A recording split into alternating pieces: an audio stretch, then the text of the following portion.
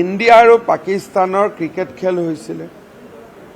সিদিনাখন সামাজিক মাধ্যম বা মানুহে কিমানে খেল চাইছে আৰু ভাৰতক কিমানে সমৰ্থন কৰিছে ছ'চিয়েল মিডিয়া বা সিদিনাখনৰ ভিউৱাৰ্ছৰ পৰা গম পায়। পাকিস্তান আমাৰ আজন্ম শত্ৰু।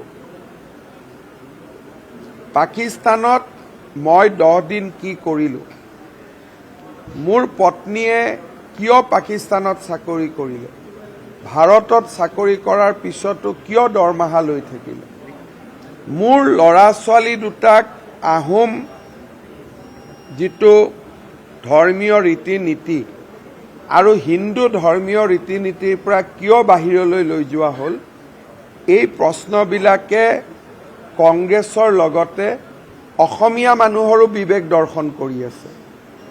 গতিকে কিছুমানে ক'ব পাৰে, কিছুমানে ক'ব নোৱাৰে।